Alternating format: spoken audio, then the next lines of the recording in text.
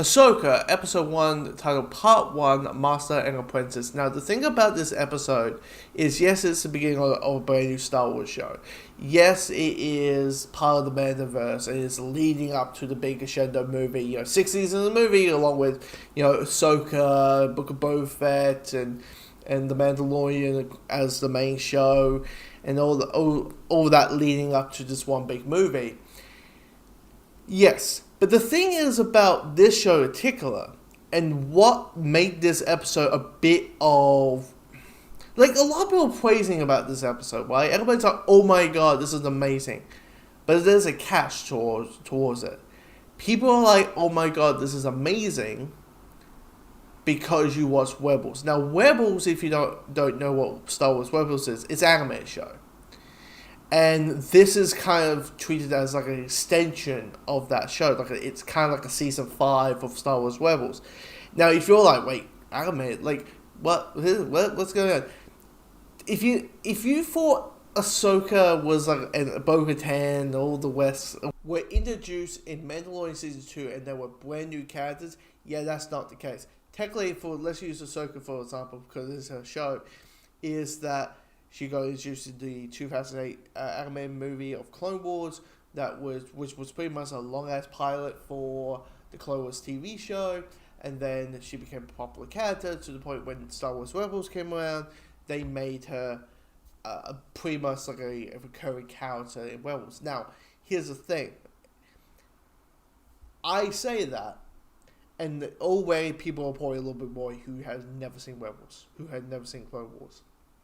Because this episode, for me, personally, me who hasn't seen Rebels, I've seen clips here and there, but the thing is, the anime shows are a very niche thing. Only like 3-5% of the Star Wars fan base has ever seen, Clone Wars or Rebels. The internet talks a big deal about it.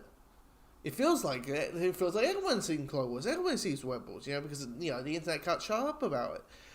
But in reality, these anime shows are very, very small. So, what is the challenge with this episode is you're introducing new characters to the average goer, but at the same time, you have to kind of treat it like it's season 5 of Rebels. And I felt like, at least for this episode, that it had a very bad job. They did a very bad job of trying to have those newcomers not feel lost. Because, look, I'm not that guy who believes that, audiences need to have things smack against the head and be like, this is what it is, this is what the character does, this is what, this is what the message is, bashing them across the head.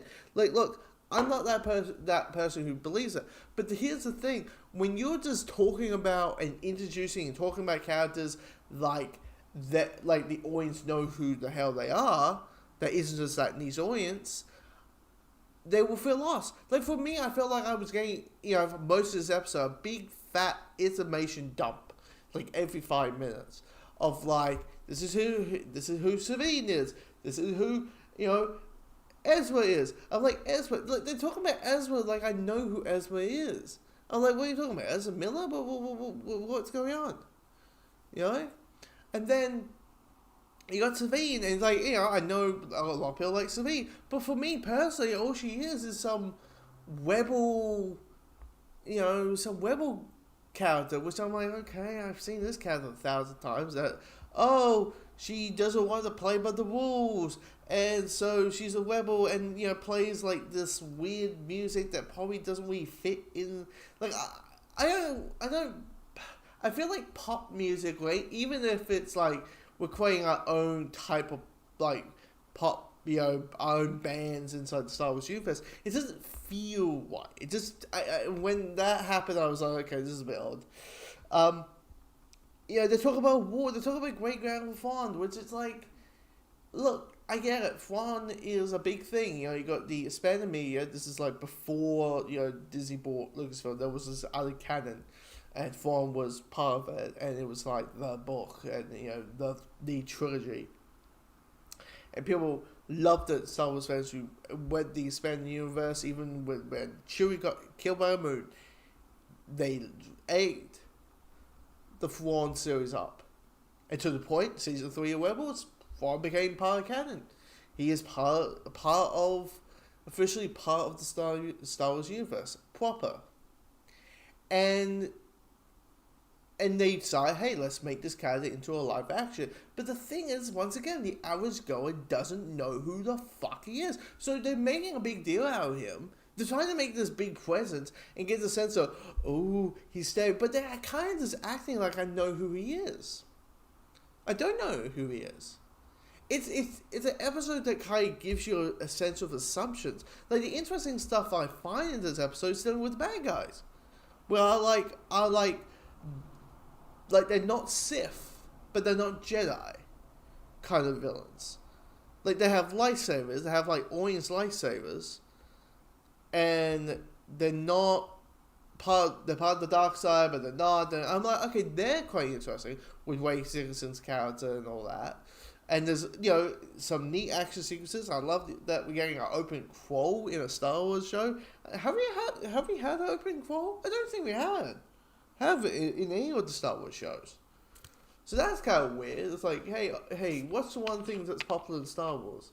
The opening crawl. Let's not put it in our shows. Anyway. I like the music.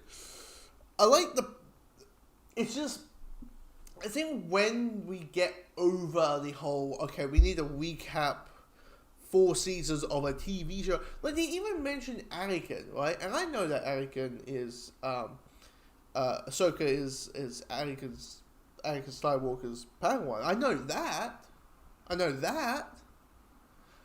But I was thinking, well, if I didn't know that, hypothetically, you just mentioned Anakin, like I know that he's, like, I feel like it just felt like a whole episode. 50 minutes was just like, blub, blub, blub. Information dump. Know your wearables history. It feels like I'm there for a test. It feels like I need to do homework. And you don't want that. That makes it, you have a bad job. And yes, there's a couple cool fights. Ahsoka does a cool thing where she just, spins a couple of holes and let these droids drop onto the floor. I was like, okay, that's kind of cool. You got a neat little Star Wars. You have a nice little lightsaber fight at the end, which I thought was really well put together. Even though something happens at the end that, clearly they want to have me have an emotional response, but this emotional response I have is nothing because I don't know the character. I only know the character for for 20 minutes. It's not, for me, it's not enough time. And once again, for me, the character is something a type of character I've seen 1,000 times before. So, yeah, I mean, hopefully, when we hit, episode 3, 4, 5, 6, all the way to the end, that all the setup, this is who these characters are, is done, and we can just, treat them like they're new characters. I think that's the way you have to do it. You have to treat them like they're new characters. Even though there's this whole history attached to them that's always canon, I just But here's the thing: the performances are great. Sarah Dawson is great as Ahsoka. You got Mary Winston playing Hela. She's great. The person playing Savine is great. Wade Stevenson, the late Grace, who passed away a month or two ago. Yeah, he's fantastic. They do a little tribute thing at the end that's pretty sweet. I just I wish this episode just was wasn't so canon recap the show heavy.